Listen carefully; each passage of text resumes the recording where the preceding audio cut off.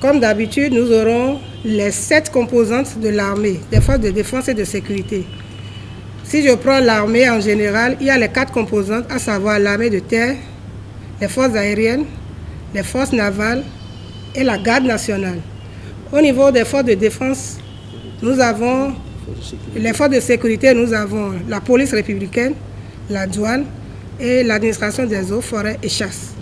Donc ce sont les 7 forces qui vont défiler au cours du 1er août 2023. Donc par rapport à ce défilé, nous avons déjà commencé par faire des exercices au sein de chacune des forces. Donc bientôt nous allons commencer les exercices de cohésion au niveau de la place habituelle. Donc vous allez être informés de l'évolution des choses en son temps. Maintenant, par rapport aux innovations de cette année, nous avons toujours le même dispositif, c'est-à-dire la phase de défilé pédestre, la phase de défilé motorisé, y compris le défilé aérien. Parce que vous savez, nous avons acquis des hélicoptères.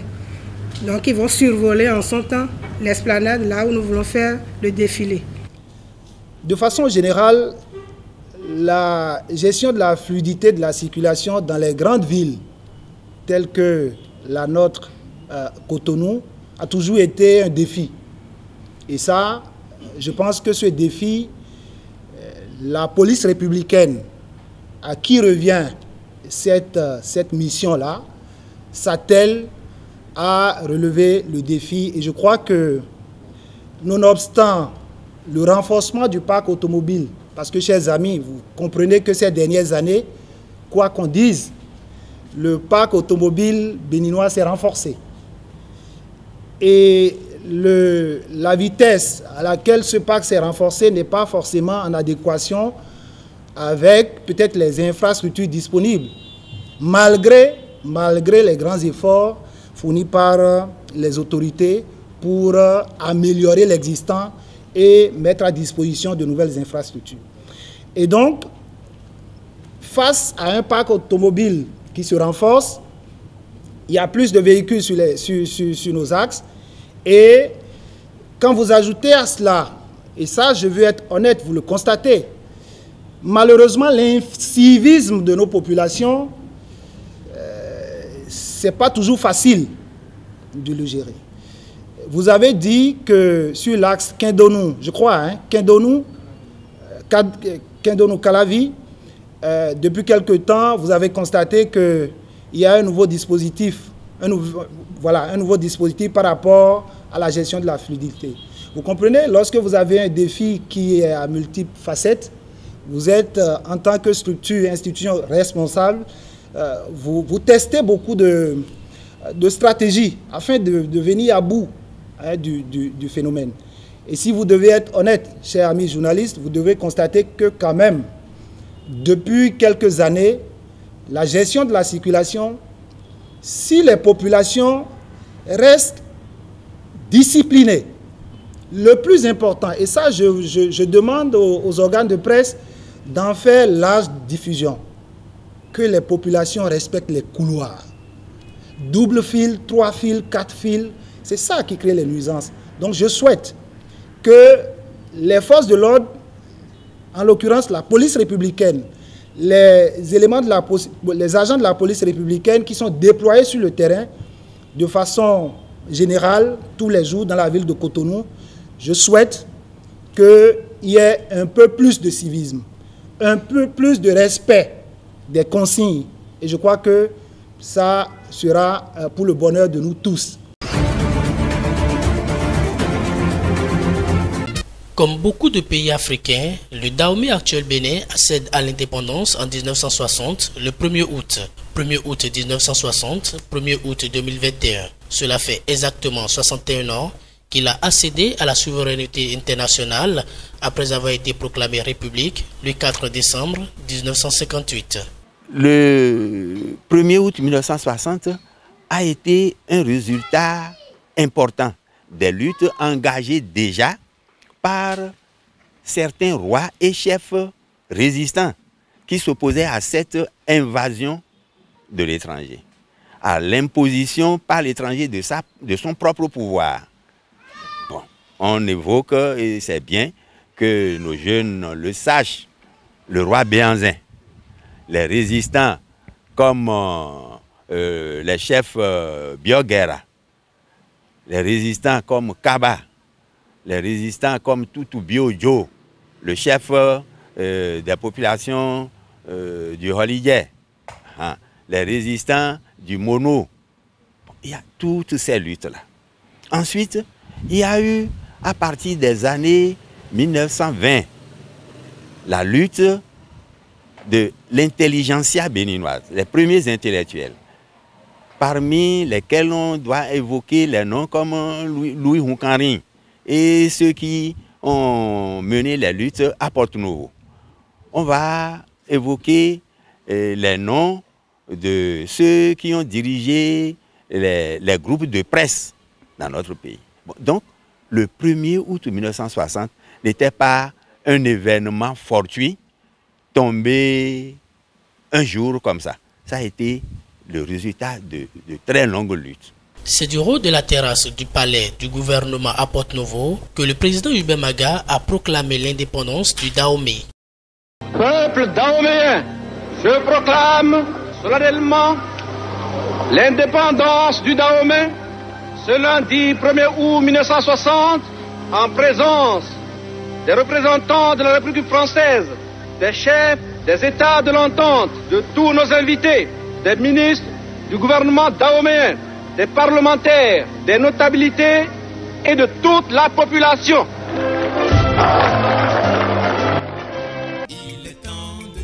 Le pays est heureux et fier d'être le premier à exercer pleinement sa souveraineté nationale et internationale. C'était pour lui un jour d'allégresse qui consacre l'union de tous les enfants du Dahomey pour la paix et la fraternité. En 1960, moi j'ai vu le drapeau français descendre. Je crois que c'était un monsieur, un gros monsieur qui avait descendu le drapeau français avec l'hymne français. J'avais 8 ans. Et les festivités qui m'ont marqué ce jour-là, c'est que y avait un grand bambou qu'on a planté. Je crois qu'ils ont passé du sol de gluant là-dessus. Et des jouets ont été placés en haut du bambou sur un cercle là. Et il fallait monter pour aller chercher ça. C'était le chef d'arrondissement à l'époque, un monsieur gros ventre là, qui était venu. On avait fait la fête. Les gens ont fait la fête. C'était bon, ça m'a marqué. Et après, il y avait les danses dans les villages, dans des coins, dans des petits coins. C'est ça qui m'a marqué ce temps-là. 61 ans après, peut-on toujours affirmer que le pays est pleinement indépendant vis-à-vis du colon? L'indépendance, c'est que nous-mêmes, nous devons maintenant assurer notre devenir. On n'arrive pas jusqu'à présent, puisque nous dépendons toujours de l'extérieur, de l'Occident, qui nous dicte les lois à suivre, qui nous donne maintenant les passages à emprunter. Là maintenant, ce n'est pas logique. C'est que si nous sommes indépendants, c'est que nous sommes libres. Si vous ne vous voyez pas indépendant, c'est vous qui perdez votre temps. Parce qu'aujourd'hui, sur la chaîne internationale, vous voyez comment se déroule aujourd'hui la puissance chinoise. Quand vous prenez les pays de l'Est, vous voyez comment ces États-là aujourd'hui se sont restructurés et chacun se réclame d'une certaine indépendance donnée. Et vous voyez ceux-là qui nous avaient colonisés hier aussi, les difficultés dans lesquelles ils sont. Donc, a priori, à chacun de nous organiser et de défendre notre pays. Pour connaître un véritable essor, ces sages exhortent tous les enfants du Bénin à une prise de conscience afin de mettre un terme à toutes les pratiques qui freinent son développement. Pour eux, l'indépendance de 1960 devrait permettre au pays de décider de son propre avenir en fonction de ses réalités. On n'est pas les derniers venus sur la terre, pas du tout. Il faut que les politiques n'ont qu'à mettre la population à l'aise et les faire travailler. On a de quoi manger. Et manger ce que nous produisons. Nous sommes bénis, donc il faut avoir peur de rien. Il faut travailler pour que nous réussissons. Oui, les autorités, je leur demande vraiment de continuer, beaucoup de courage. C'est pas facile. C'est pas facile de diriger un pays. Aujourd'hui, je vois ce qui se passe dans le pays. C'est ça ce que moi j'appelle l'indépendance. Si à côté de l'indépendance politique, il y a l'indépendance sociale. Je crois qu'on va décoller. Voilà. À l'instar de la République du Bénin, 16 autres pays d'Afrique commémorent également cet événement cette année. Quand vous avez entendu que le Dahomey, le quartier latin, vous avez entendu ça, non? Le quartier latin de l'Afrique de l'Ouest. Mais on s'arrête là, on bombe le torse, on dit quartier latin, quartier latin. Mais ils ont dit, il y a comment on appelle le paragraphe qui suit. Mais cet intellectualisme empreint de méchanceté, de mesquinerie et de nature à enterrer le développement de ce pays. Voilà. Nous sommes très intelligents, dans le monde et tout ça là, on bombe le torse, mais nous avons un mal. Il faut qu'on ait le courage de reconnaître ça pour nous corriger. Et le courage, c'est le mesquinerie. Méchanceté. C'est cela. Voilà les deux mots fondamentaux, n'est-ce pas, qui nous minent. La méchanceté. La méchanceté et mesquinerie. Alors, si on en prend conscience, on va avancer. Ces mesquineries-là, méchanceté, ah, pourquoi c'est tel, pourquoi c'est ceci, pourquoi c'est cela. On ne cherche pas à savoir, est-ce que réellement il en a la compétence, dans la qualité ou pas. C'est des problèmes de fond, ça. C'est pour cela que chaque fois, à chaque occasion, on se retrouve et dit, faisons attention de nous regarder nous-mêmes, à quel niveau se situent nos problèmes, nos insuffisances, pour pouvoir compléter. Parce que nous voulons que les générations futures soient meilleures à celles d'aujourd'hui. Absolument, c'est fondamental, ça. Alors, lorsque eux-mêmes, ces Français, vous avez vu, ceux qui nous ont, parmi les colonies françaises, eux-mêmes savent que la colonie de Dahomey est une colonie particulière. Parce que ce qu'ils voient, ils entendent. Ce qu'ils voient, ce qu'ils entendent, par rapport à ce qu'ils entendent ailleurs, ce n'est pas la même chose. Voilà pourquoi ils ont un autre regard sur notre pays. Il y a le Dahomey, aujourd'hui le Bénin. Et à cause de certaines particularités qui les étonnent eux-mêmes. Je vous dis sincèrement. Comme je le dis et je le dirai toujours, le Créateur n'a pas créé deux individus identiques. Chaque individu est unique. C'est là toute la leçon que le Créateur a voulu nous faire. En tant unique, en ton genre, tu ne peux pas tout avoir. Tu ne peux pas tout avoir. Et pour avoir ce que l'autre a, ce n'est que le dialogue, l'écoute, le dialogue, l'écoute, le pardon. Et en souhaitant une joyeuse fête de nos 63 ans, je voudrais sincèrement demander aux citoyennes et aux citoyens béninois, quelle que soit la nature, quel que soit leur bord, je dis bien, quelle que soit leur nature, quel que soit leur bord, nous avons quelque chose de précieux, c'est le Bénin. Et c'est de pouvoir contribuer autant que possible à opérationnaliser notre rêve commun qui est consigné dans notre fraternité, justice, travail. Fraternité, justice, travail. Faisons en sorte que nous puissions opérationnaliser ce rêve-là dans l'intérêt de tout le monde dans notre pays. Suite aux délibérations du baccalauréat de cette année, le nombre de mentions très bien est de 370. Et les meilleurs se présentent comme suit. 5e, Monsieur Bekoun Tchegoun Abiola Amour Amen, série D, avec la moyenne de 17,95. Donc mention très bien. Il nous vient du collège catholique Saint-Augustin de Natitengo. 4e, Mademoiselle Hungbeji Wefa Brunadine Immaculée, série C, 18,18. Mention très bien, elle nous vient du Collège catholique Notre-Dame des Apôtres de Cotonou. Troisième, M. Assoba, il fait des Cédric Romaric, série C, moyenne 18,22.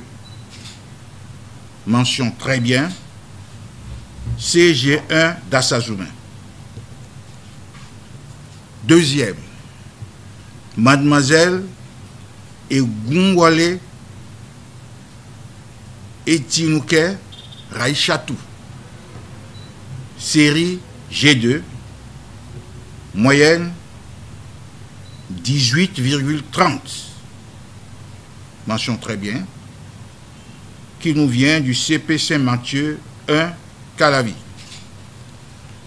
Et maintenant le premier, c'est M. Morgan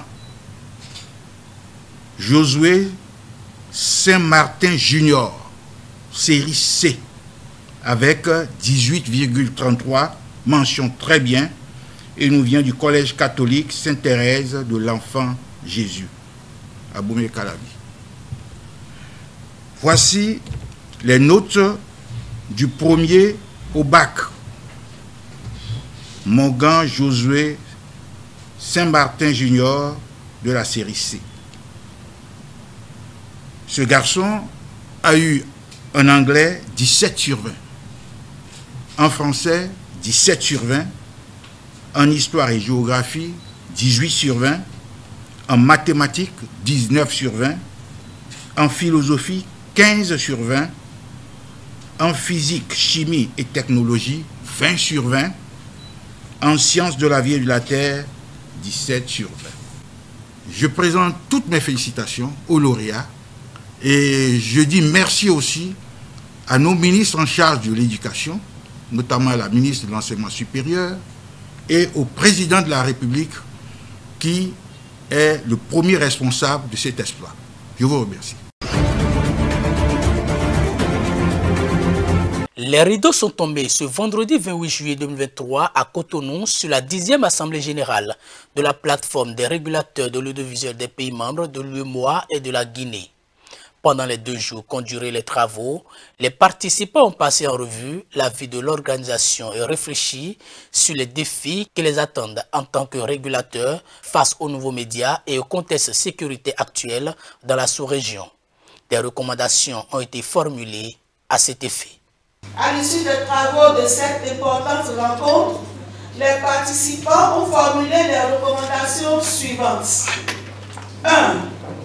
Appeler les acteurs des médias à faire preuve de plus de professionnalisme dans le traitement des questions sécuritaires. 2. Inviter les forces de défense et de sécurité à respecter le principe de la liberté d'expression et d'information des professionnels des médias. 3. Sensibiliser les médias dans le cadre de la couverture des situations de tension ou d'insécurité. 4. Renforcer les capacités des professionnels des médias sur les questions d'insécurité. 5.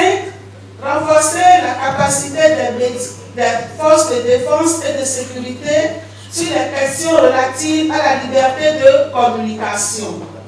Et enfin 6. Créer un cadre de concertation permanent entre les professionnels des médias et les forces de défense et de sécurité pour l'exécution sans anicroche de leurs missions respectives. C'est le président de la RAC béninoise, Rémi Prosper Moretti, qui conduira pour les 2 prochaines années les rênes de la plateforme des régulateurs de l'audiovisuel des pays membres de l'UEMOA et de la Guinée. Il sera assisté par le président de la RAC togolaise, Telou Petalunani, désormais vice-président de la plateforme. Je félicite le nouveau vice-président pour sa brillante élection et le président sortant pour le travail louable et mémorable qu'il a abattu à la tête de la plateforme. Je suis heureux de lui emboîter le pas pour que notre plateforme garde le cap, redouble de dynamisme et rayonne davantage. C'est un pari que je ne peux remporter sans votre aide précieuse. Je compte donc beaucoup sur votre soutien et votre disponibilité habituelle.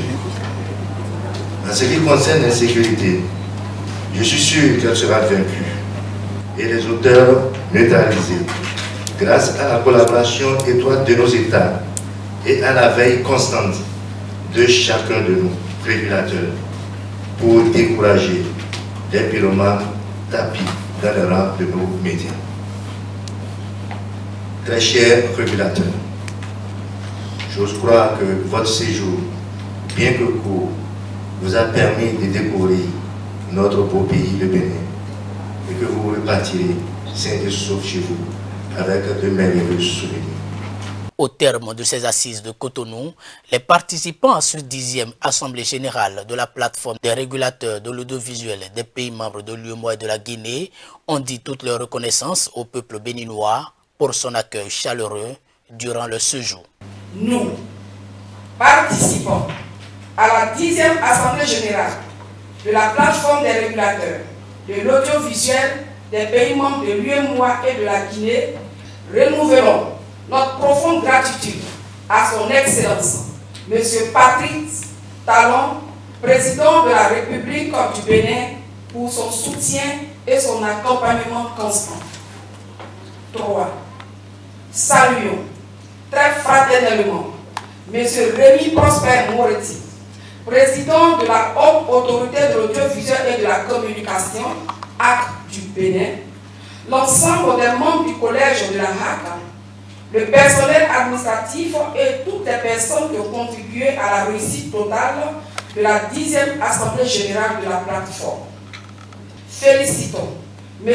Rémi Prosper Moretti et la HAC du Bénin pour la qualité du travail et la parfaite organisation de la 10e Assemblée générale. Les regards sont tournés vers la prochaine édition.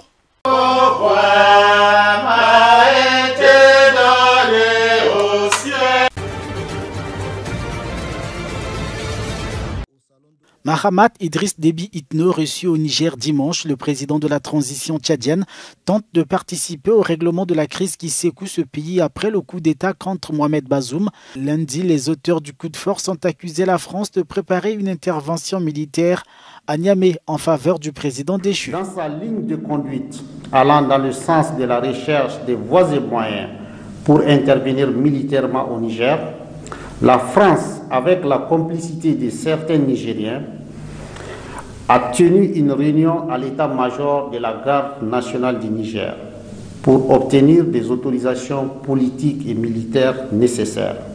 C'est ainsi que le sieur Hassoumi Massaoudou, agissant en tant que Premier ministre, signe le document que voici la teneur.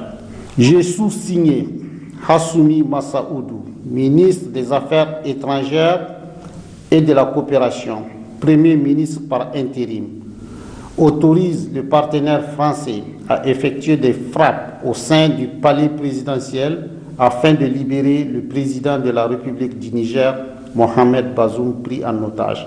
En foi de quoi la présente demande est délivrée pour servir et valoir ce qui est de droit. Signé Premier ministre par intérim. La communauté économique des États d'Afrique de l'Ouest a donné dimanche un ultimatum d'une semaine aux putschistes afin qu'ils regagnent leur caserne.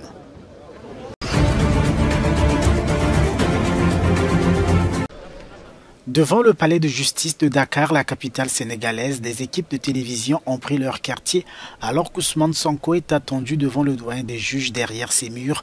Le leader de l'opposition sénégalaise doit répondre des accusations de vol et appel à l'insurrection. Le candidat déclaré à la présidentielle a été interpellé vendredi pour avoir violemment volé le téléphone portable d'une femme gendarme et pour avoir immédiatement appelé la population par un message subversif sur les réseaux sociaux à se tenir prêt selon la justice sénégalaise. Le palais de justice est barricadé. Il faut montrer patte blanche pour y accéder. Internet de données mobiles est momentanément suspendu. Bis repetita de la mesure prise en juin après la condamnation de l'opposant à 2 ans de prison pour corruption de la jeunesse. Ousmane Sonko a annoncé sur les réseaux sociaux avoir entamé une grève de la faim dimanche.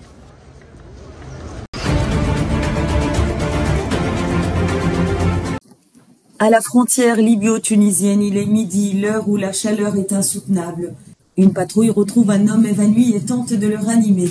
Depuis environ 2 semaines, les gardes-frontières libyens disent avoir secouru des centaines de migrants, déposés selon eux par les autorités tunisiennes à la frontière, à la hauteur de la localité d'Al-Assah, à 150 km au sud-ouest de Tripoli. Du Soudan, j'ai voyagé au Niger, puis du Niger à l'Algérie, puis de l'Algérie à la Tunisie. J'ai travaillé dans un centre là-bas. Je travaillais quotidiennement. Ils m'ont attrapé pendant que je travaillais et ils m'ont envoyé ici, aux frontières. Le téléphone est en morceaux. Ils l'ont cassé, puis ils m'ont envoyé dans le désert du Sahara. J'ai marché dans ce désert durant 2 jours, sans nourriture ni eau.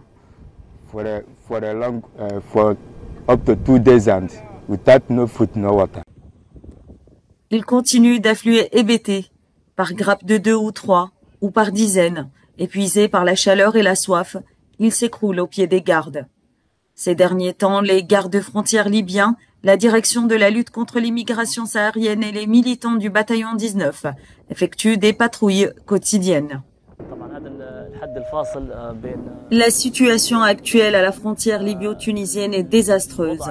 Chaque jour, un grand nombre de migrants affluent et leur nombre augmente de plus en plus, surtout avec des températures atteignant jusqu'à 49 degrés Celsius. À la suite d'affrontements entre migrants et habitants ayant coûté la vie à un Tunisien le 3 juillet dernier, des centaines d'Africains ont été chassés de Sfax, principal point de départ en Tunisie pour les migrations clandestines vers l'Europe. Selon l'ONG Human Rights Watch, au moins 1200 ressortissants subsahariens ont été expulsés par les forces de sécurité tunisiennes aux frontières avec la Libye à l'est et l'Algérie à l'ouest.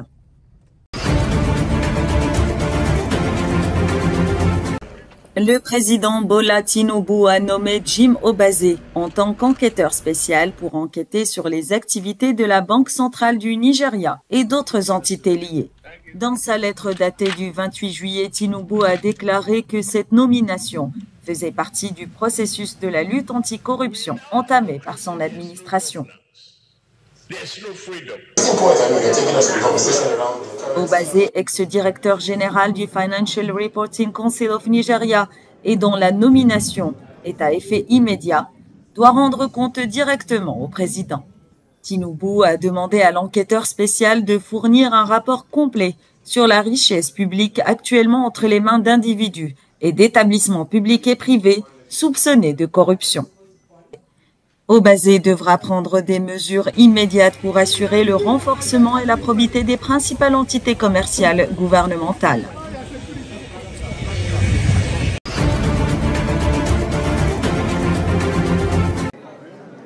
Le Kenya a annoncé qu'il était prêt à assumer la direction d'une force multinationale en Haïti.